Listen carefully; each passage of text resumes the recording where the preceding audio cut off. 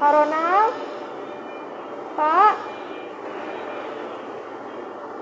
Pak? Ditanyain sama istrinya, Pak. Cepat sembuh ya, nanti biar ketemu sama istrinya.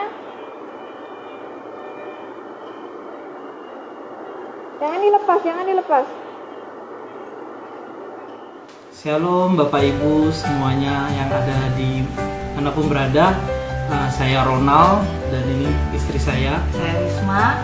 Dan hari ini kami akan menyaksikan kasih Tuhan dalam kehidupan kami, di mana saya disembuhkan Tuhan dari COVID-19. Dan inilah kisah kami.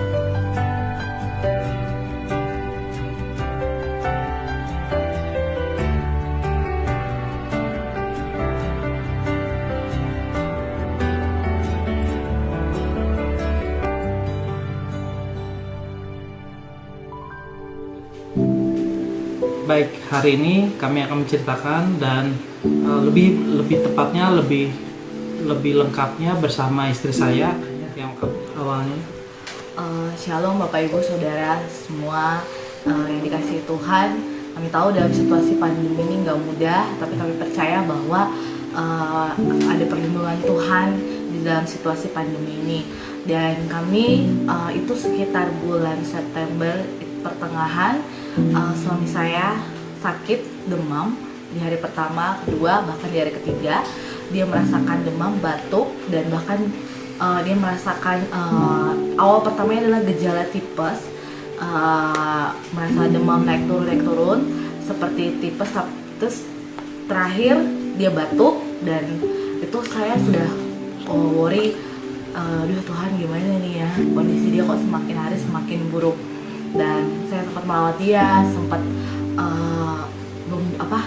memberikan obat yang juga saya minta juga dari dokter untuk dia bisa dikonsumsi di rumah.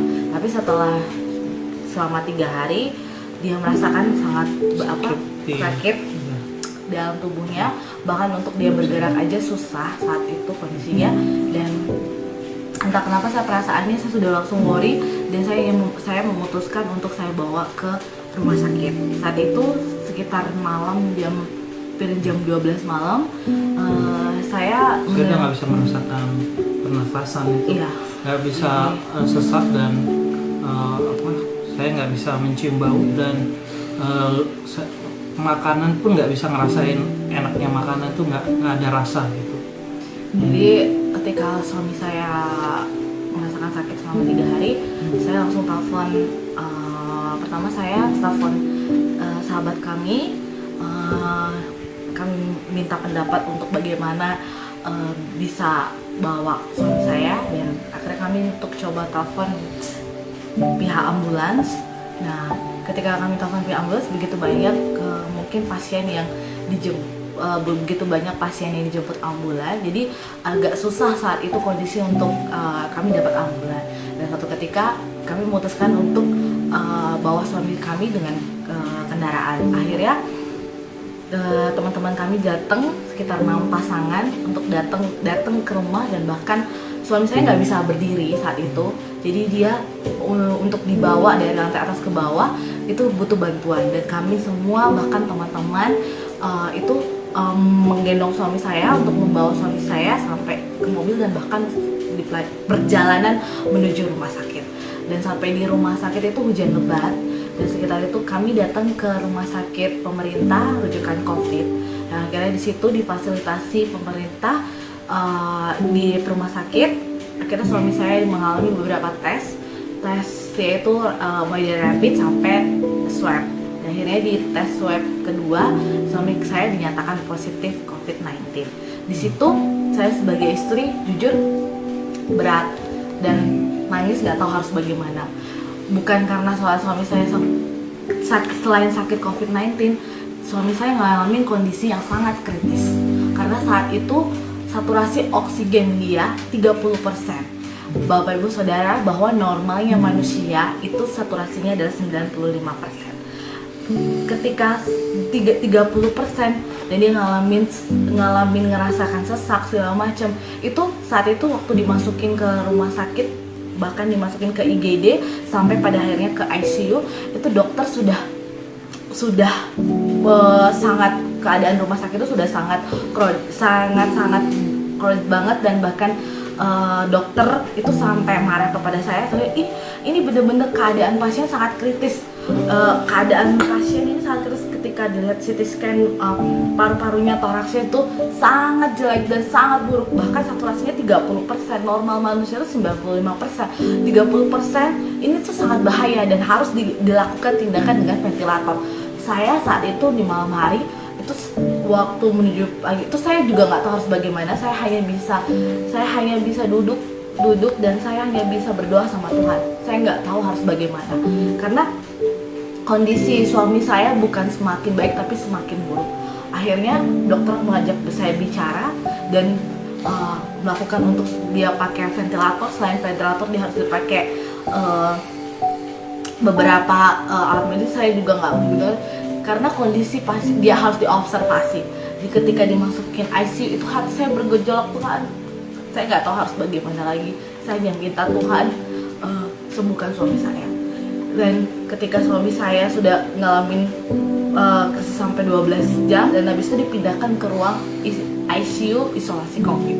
Nah, ketika suami saya dipindahin ke situ, dia sudah mengalami antara sadar dan tidak sadar. Jadi dia mengalami yang namanya hipoxia, yaitu kadar oksigen di dalam darah yang berkurang, saturasi jadi saturasi 30%. Harusnya normalnya manusia ketika bisa bernapas dengan baik itu 95%. Jadi kalau di bawah 50% saja sebenarnya seluruh organ tubuh itu tidak bekerja dengan baik.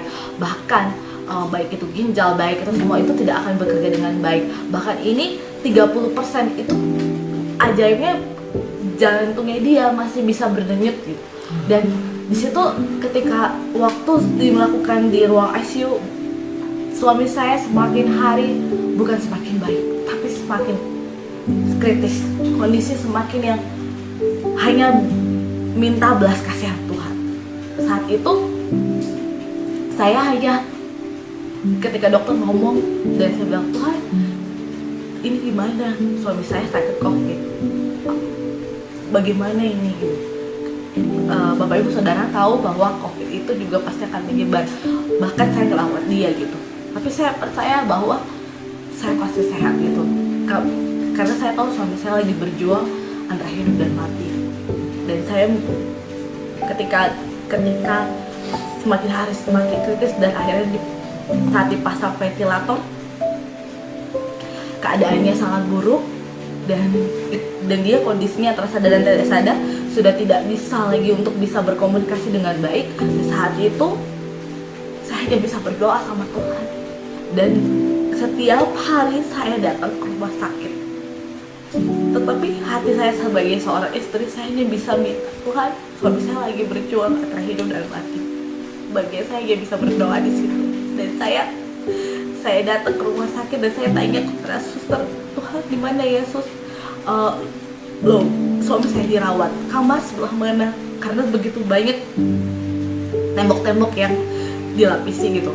Tapi di situ saya hanya bisa duduk dan saya hanya bisa duduk berlutut. Saya minta belas kasihan Tuhan, saya minta belas kasihanmu di tempat ini, bukan karena suami saya, tapi saya minta buat setiap orang yang berjuang di rumah sakit ini, Tuhan. Akhirnya saya percaya one day suami saya pasti sembuh, Tuhan, pasti sembuh.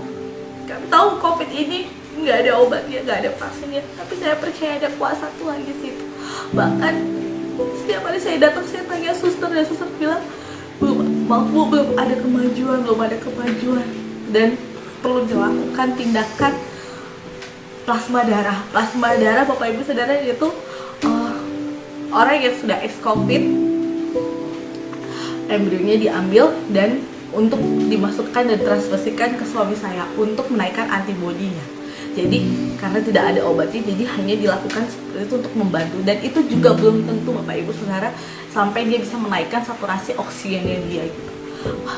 Waktu itu saya ketika dibilang harus mencari plasma darah, saya nggak tahu harus gimana, hanya saya bisa berdoa, dan saya bersyukur banyak sekali rekan-rekan dan banyak sekali orang-orang yang membantu yang menyumbangkan, bahkan datang ke PMI untuk memberikan plasma darah ke suami saya. Saya hanya bisa berterima kasih sama Tuhan. Dan setelah dilakukan plasma darah, menunggu saturasinya dia naik, saya hanya bisa berdoa.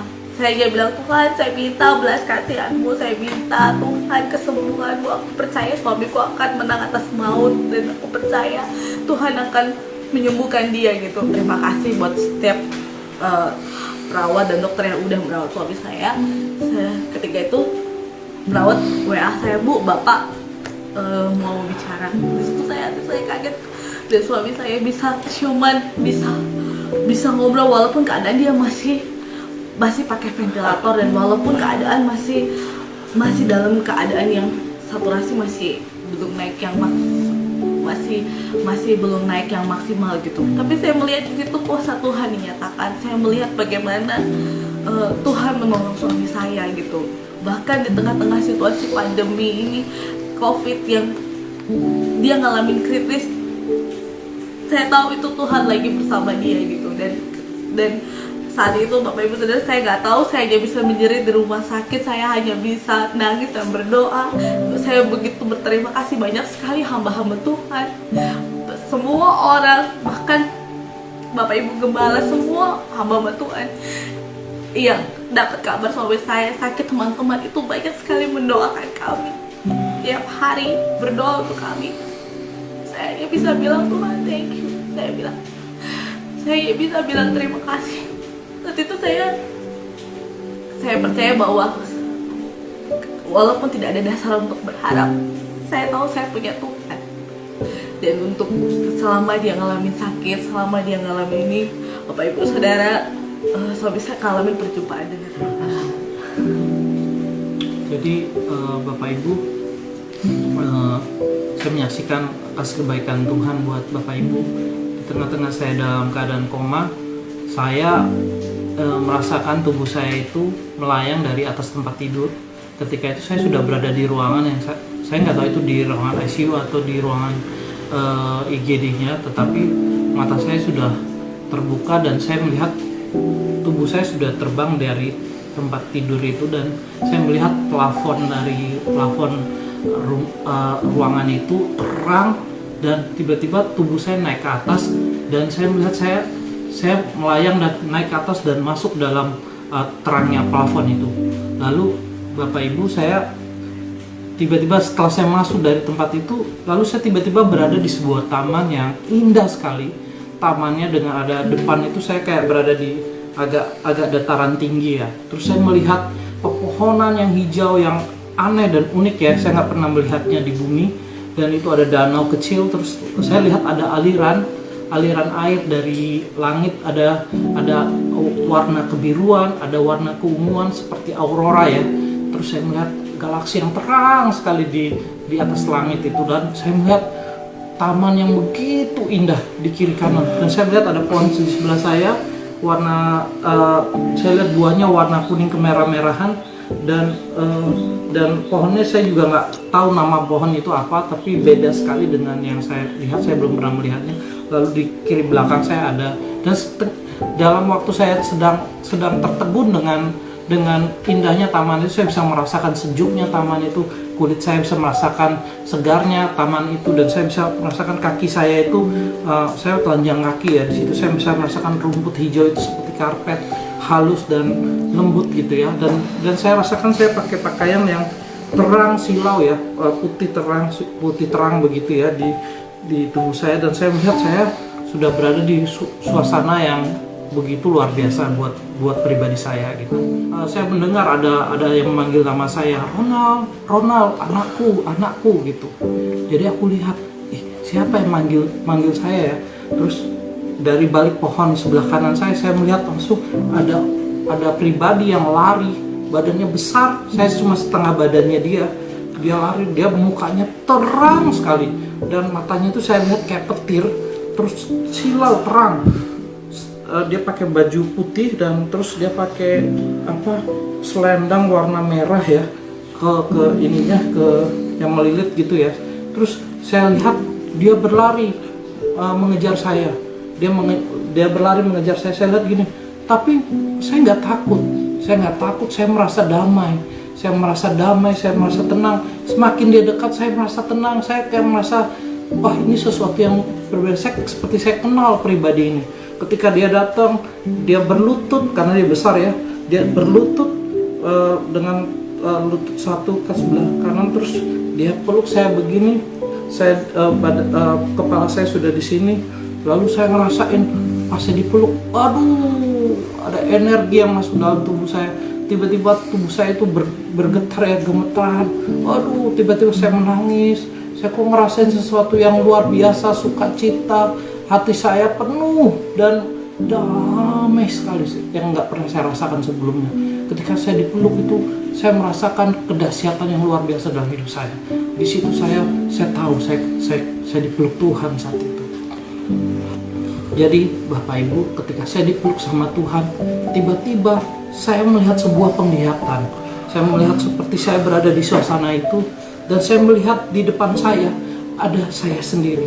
Saya waktu masih lahir, saya masih baby, saya sampai kecil TK, SD, SMP, bahkan sampai kuliah, sampai menikah dengan istri saya, bahkan sampai saya di ruangan ICU, saya melihat diri saya, ada Tuhan di samping saya.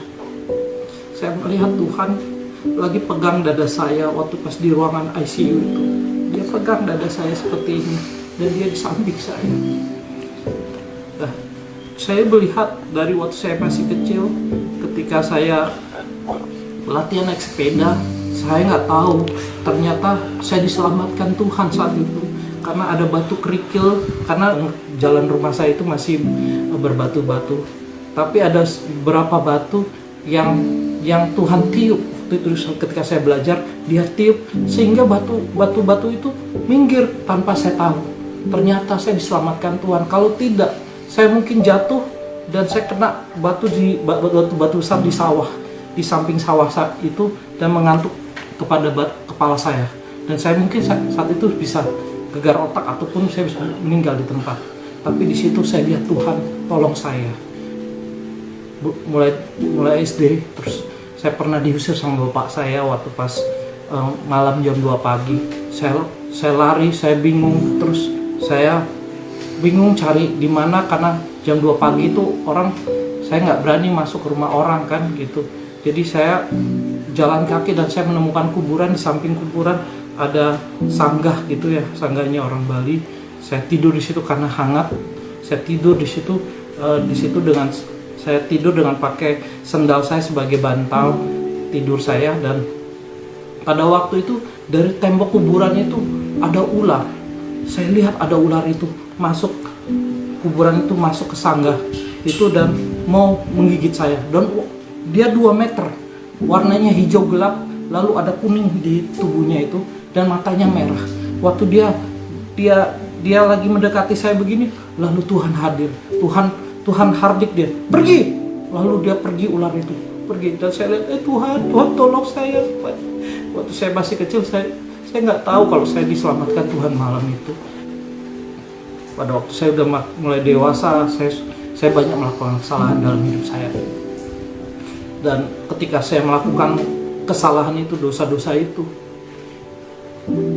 saya melihat diri saya melakukan, dan saya lagi senang-senangnya, Tuhan di samping saya lagi nangis. Jangan anakku, kata Tuhan di situ di samping dia nangis. Jangan anakku, jangan, dia sedih, dia nangis. Dan waktu aku melihat aku melakukan itu, Tuhan ampuni aku Tuhan.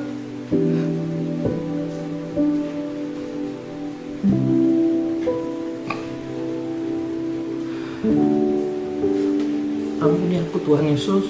Ampuni aku. Waktu itu saya malu dan saya bilang, ampuni saya Tuhan. Tapi setelah saya melakukan dosa itu, saya selalu berdoa. Saya minta ampun sama Tuhan.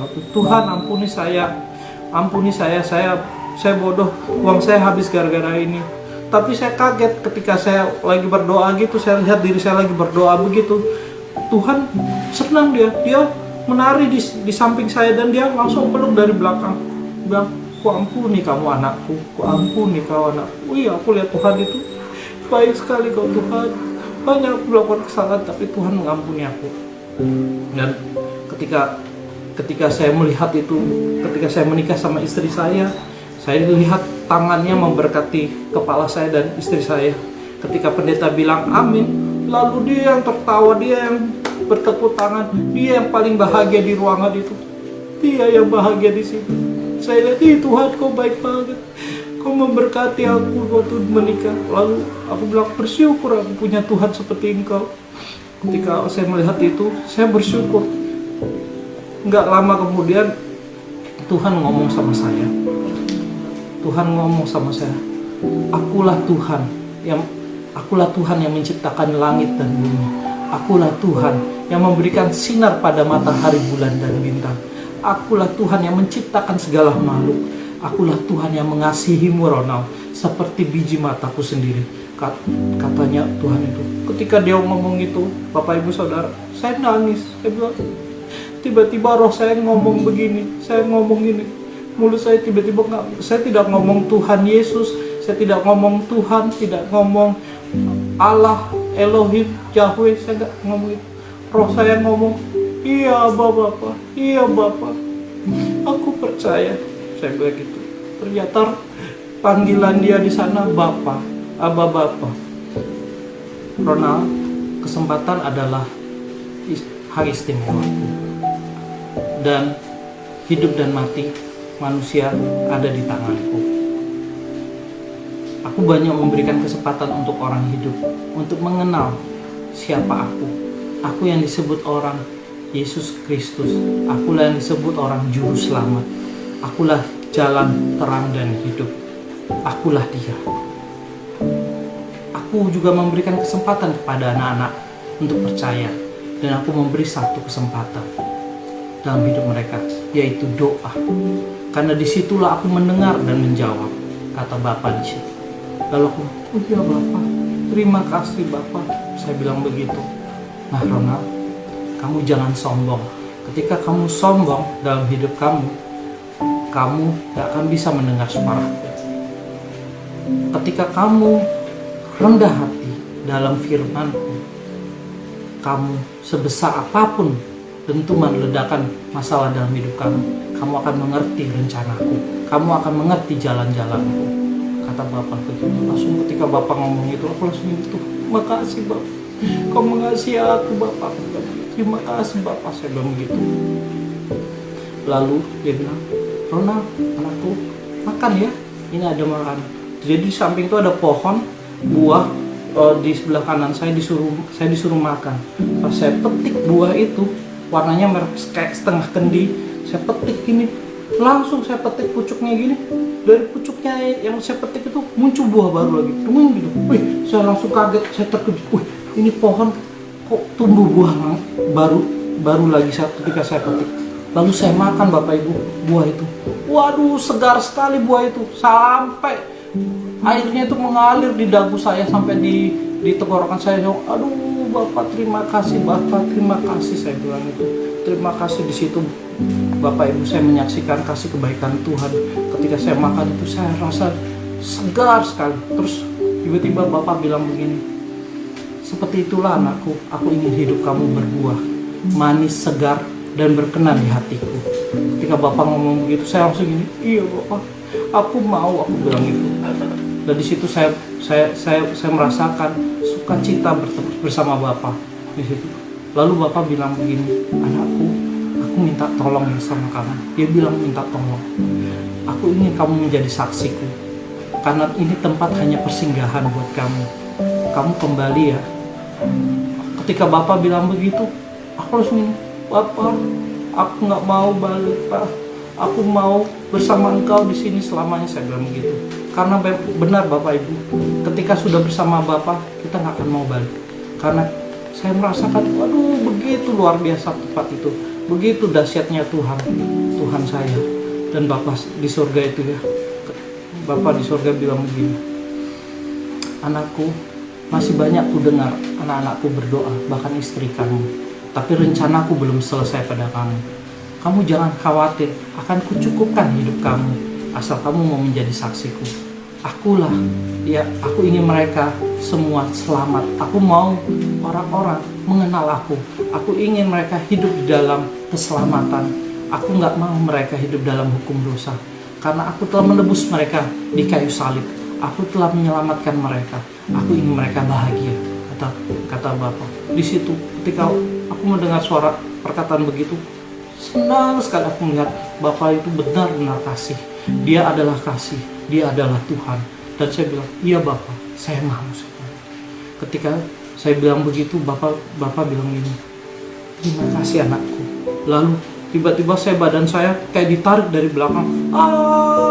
Tiba-tiba saya sudah jatuh dari plafon itu, masuk ke dalam tubuh saya lagi. Dan saya langsung saya melihat keadaan saya sudah bangun. Dan saya langsung lihat ruangan itu. Dan saya rasakan sakit kepala saya, sakit kaki saya.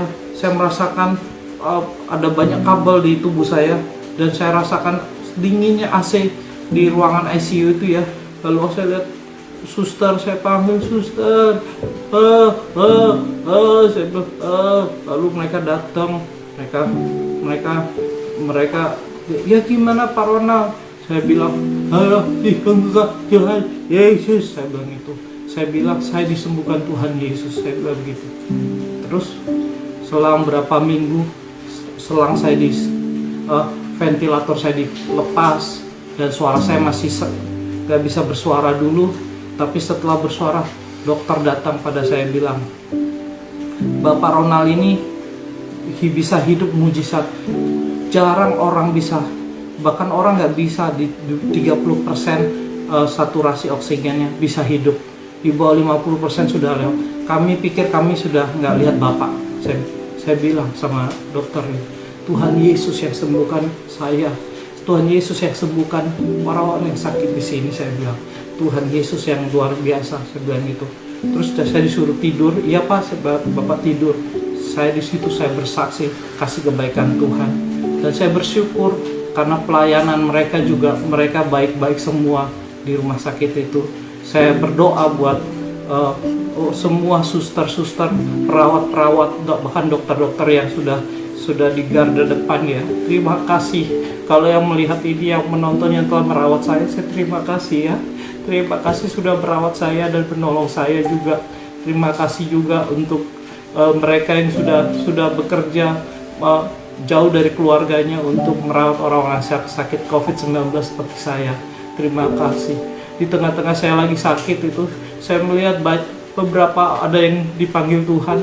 Saya melihat ada yang keluar dan saya bilang, saya ingat lalu firman Tuhan bahwa ada firman Tuhan, walau 1000 rebah di sisi kanan, 10.000 di sisi kiri, itu tidak menimpaku, aku hanya menonton. Aku ingat Mazmur 91 dan aku percaya Tuhan menjadi pembela aku. Terima kasih. Demikianlah kesaksian kami, Bapak Ibu Saudara sekalian. Semoga ini bisa menjadi berkat buat Bapak dan Ibu Saudara sekalian. Terima kasih Bu. Kami berdua ucapkan buat setiap orang yang sudah berdoa buat kami, yang sudah mendukung kami dan support kami. Kami mengucapkan banyak terima kasih, dan juga buat seluruh tim medis yang sudah merawat suami saya dan juga membantu kami, dan bahkan kami mengucapkan terima kasih. Kami berdoa biar setiap orang yang saat ini mengalami sakit, Tuhan, biarlah Tuhan yang menjamah, Tuhan yang menyembuhkan. Terima kasih buat semuanya, biarlah ini kesaksian ini boleh jadi berkat buat setiap orang ya, biarlah nama Tuhan dipermuliakan ya. Dan juga dari saya pribadi, bahwa apapun masalah keadaan kita hari-hari ini, di tengah-tengah pandemik, di tengah-tengah COVID-19, banyak orang berkata, di mana Tuhan? Tetapi Tuhan ada di samping kita. Dia yang dikatakan Immanuel, dia ada bersama kita.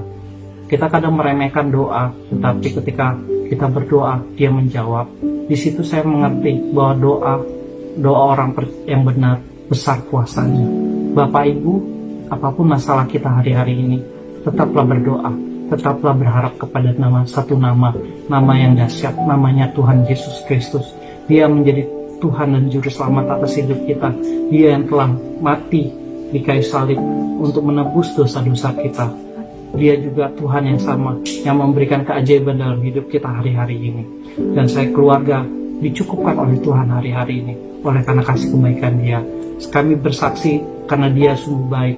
Bapak Ibu, saya berharap Bapak Ibu juga percaya, dan saya berharap Tuhan menyentuh hati Bapak Ibu dimanapun Bapak Ibu berada hari ini. Tuhan tidak pernah jauh, dan percayalah, hidup itu adalah kesempatan. Hidup itu haruslah bahagia, karena Tuhan ingin kita bahagia. Sayangku. Aduh, puji Tuhan udah keluar. Katakan haleluya. Haleluya. Tuhan Yesus baik. Tuhan Yesus baik. Hei, semangat sayang. Puji Tuhan. Aku sembuh. Aku sembuh. Aku disembuhkan.